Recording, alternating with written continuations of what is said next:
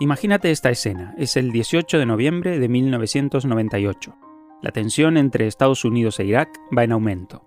Unos días atrás, Saddam Hussein había anunciado que Irak dejaría de cooperar con los inspectores de armas de las Naciones Unidas.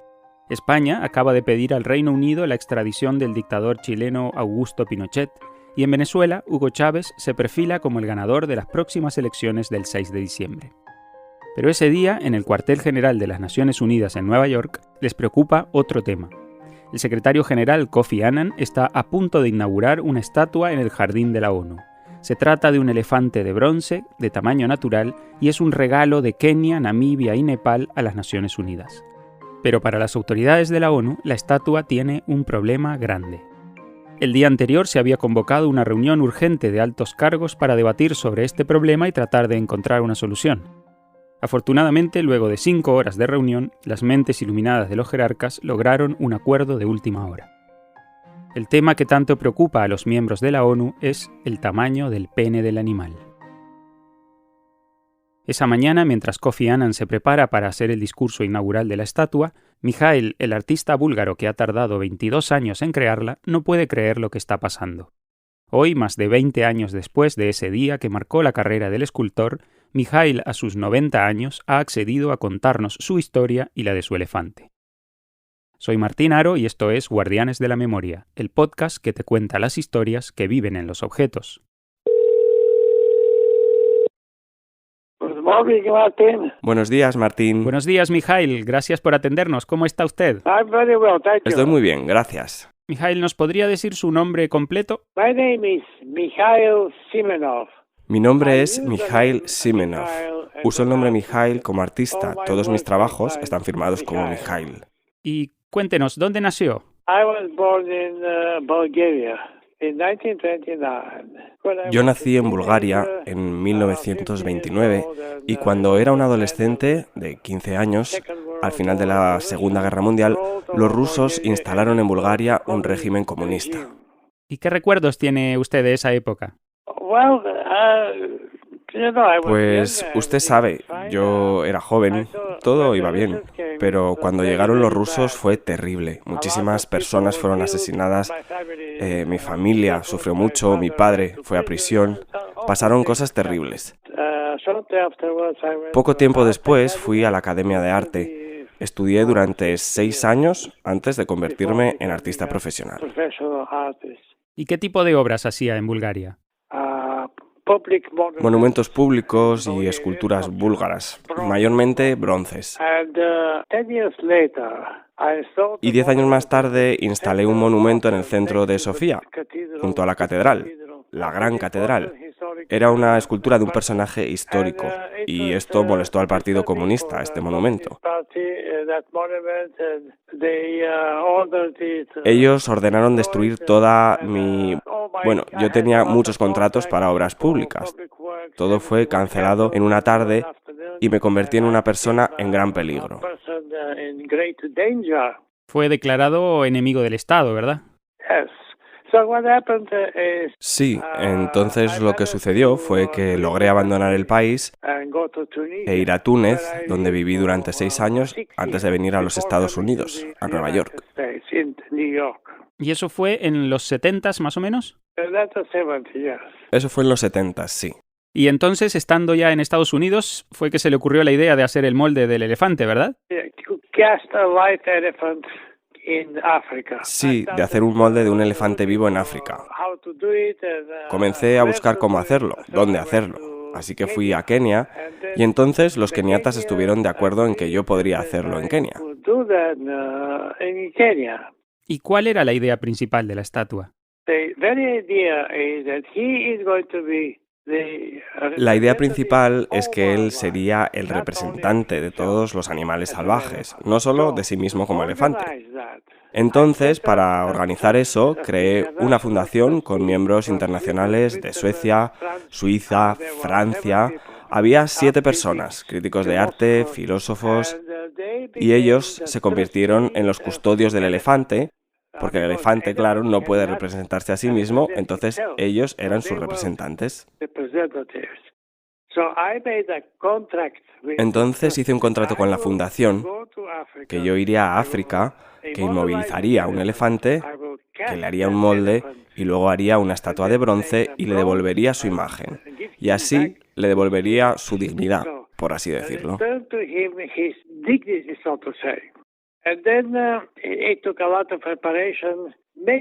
Y después llevó mucha preparación, se involucró mucha gente. Logré la ayuda de varias aerolíneas que me dieron billetes para volar durante 15 años.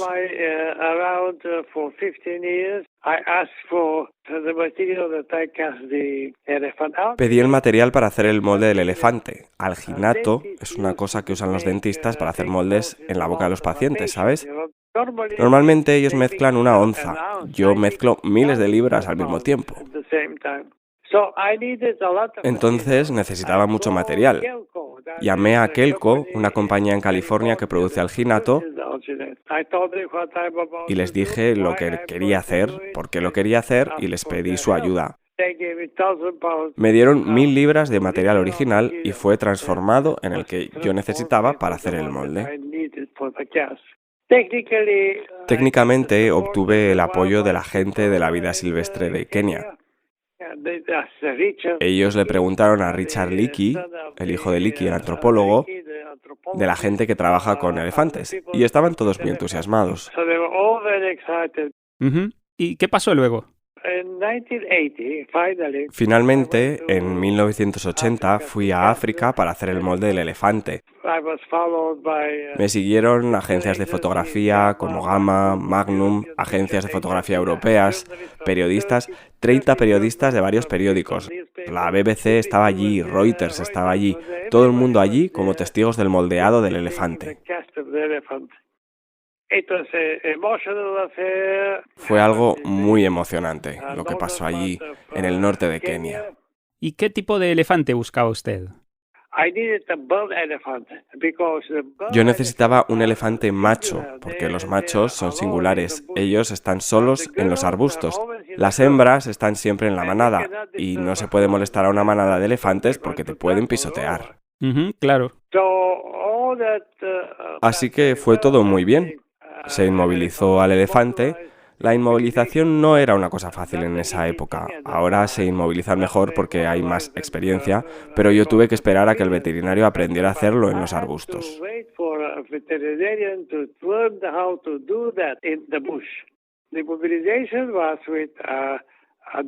La inmovilización fue con un dardo con medicación. Y así el elefante recibió el dardo y corrió durante 27 minutos antes de que le hiciera efecto, y entonces simplemente se derrumbó y nosotros tomamos el control. Todo se terminó en 72 minutos más o menos. Estuvo muy bien organizado. ¿Y qué pasó con el elefante? Y entonces el elefante se despertó y se alejó caminando. Él se alejó y supimos que estaba bien. Luego lo examinaron durante 2 semanas para averiguar si tenía algún problema médico como consecuencia del molde, pero nada, y desapareció en el anonimato. Eso fue todo. ¿Y después qué hizo usted, Mikhail?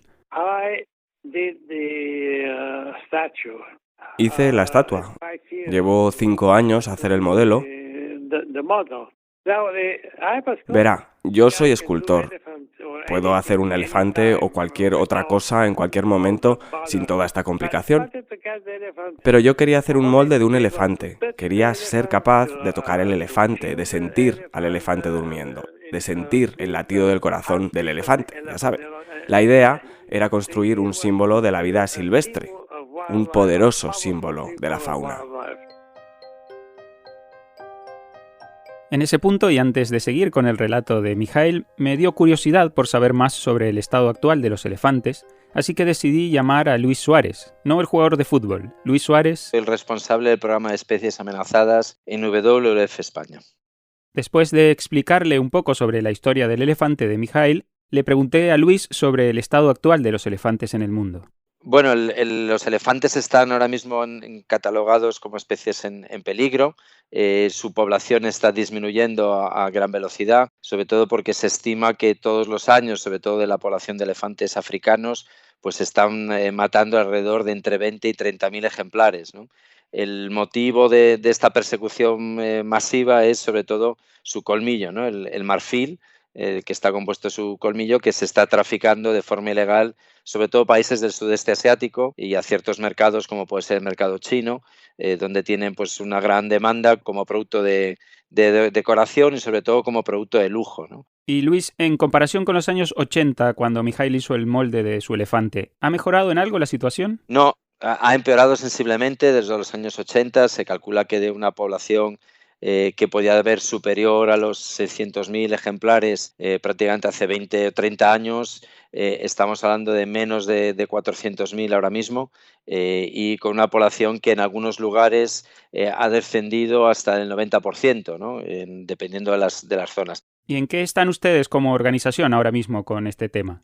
Bueno, la realidad es que estamos movilizando, ¿no? Uno de los objetivos de WWF a nivel internacional es movilizar una gran campaña de sensibilización para dar a conocer este problema, ¿no? El tráfico de especies es la segunda amenaza para la conservación de la fauna en general, sobre todo para algunas grandes especies como elefantes, como rinocerontes, como tigres. Si no somos capaces de salvar estas especies será difícil, ¿no?, que podamos salvar otras especies más pequeñas y menos conocidas. Y es verdad que la comunidad internacional está reaccionando, sin embargo sigue habiendo todavía en determinados lugares una presión muy alta.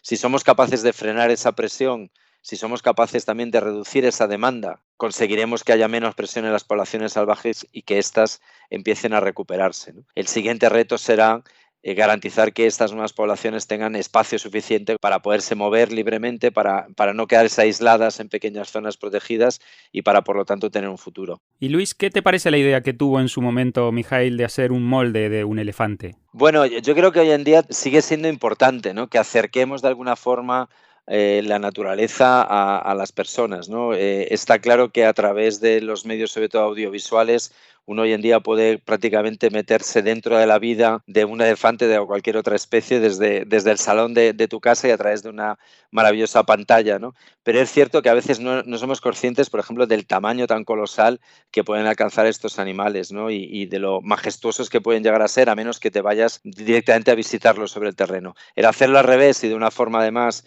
que en principio no debe causar daño a la especie porque estás haciendo un molde y por lo tanto estás reproduciéndolo de forma artificial pero con una base real, ¿no? Pues yo creo que es una iniciativa interesante para que seamos conscientes de que estamos ante el mayor vertebrado terrestre, ¿no?, ante uno de los grandes símbolos de la vida salvaje y que estamos acabando con ellos con una facilidad increíble, ¿no? Y que veamos el drama de esta especie. Muy bien, muchísimas gracias, Luis. Nada, a vosotros. Ok, volvamos a la historia de nuestro elefante de bronce. Hasta ese momento, Mikhail ha invertido 9 años de su vida en este proyecto. Había logrado sortear miles de obstáculos, como demostrar que el alginato, el material con el que se hizo el molde, era seguro tanto para humanos como para elefantes. Convencer al personal de aduanas de Kenia de que los bidones llenos de polvo blanco que pretendía ingresar al país no eran droga, sino el material para hacer un molde de un elefante vivo. Y una lista interminable de otros problemas logísticos y financieros que culminaron con una malaria que estuvo a punto de costarle la vida. En esos momentos tiene 56 años y ha logrado transformar el molde en un modelo de yeso a tamaño natural del elefante africano. Ahora solo le queda usar ese modelo para crear la estatua de bronce y regalársela a las Naciones Unidas. Pero, dado que la ONU solo acepta regalos de países y no de personas, Mikhail primero tiene que convencer a un país para que éste acepte su elefante y luego se lo regale a las Naciones Unidas. Y para que esto pase, tiene que convencer también al secretario general de la ONU para que acepte el regalo. Sabía que no iba a ser tarea fácil, pero no podía ni imaginar que necesitaría 13 años más para completar el proceso. 13 años en los que Mikhail y la fundación que representaba el elefante lograron recaudar el dinero para producir la estatua de bronce y que finalmente Kenia, Namibia y Nepal, 3 países con importante presencia de elefantes, aceptaran la estatua para luego regalársela a la ONU. Y como dice Mikhail, todos esos años, 22 años hasta la inauguración, superamos todos los problemas inimaginables, éticos, políticos y de otros tipos. Finalmente obtuve el apoyo de todos los países del África subsahariana. Zimbabue, Botsuana, Zambia, todos estaban involucrados en la tarea de colocar ese poderoso símbolo de la vida silvestre en las Naciones Unidas. Ese era el único lugar al que iría el elefante, porque las Naciones Unidas es el hogar de las naciones. El valor del elefante puesto allí hace mejores a ambos, al elefante y a las Naciones Unidas. Y así volvemos al día de la inauguración de la escultura. Los jerarcas de la ONU, preocupadísimos por el tamaño del pene del animal, después de discutir varias posibles soluciones, entre ellas amputar el miembro de bronce, finalmente habían logrado un acuerdo: colocar la estatua en un rincón alejado del jardín y plantar un cerco alrededor del elefante para bloquear la visión de esta parte incómoda de su anatomía. Mijaíl, indignado, nos dice: Bueno, por supuesto que el pene es grande, es un elefante, por el amor de Dios. Es una historia muy ridícula y divertida. El discurso de Kofi Annan de ese día aún se puede leer en el archivo de la ONU. Hacia el final de su discurso, el secretario general, en un claro juego de palabras, dice: el tamaño de esta criatura nos hace humildes. Y está bien que así sea, porque nos enseña que algunas cosas son más grandes que nosotros mismos.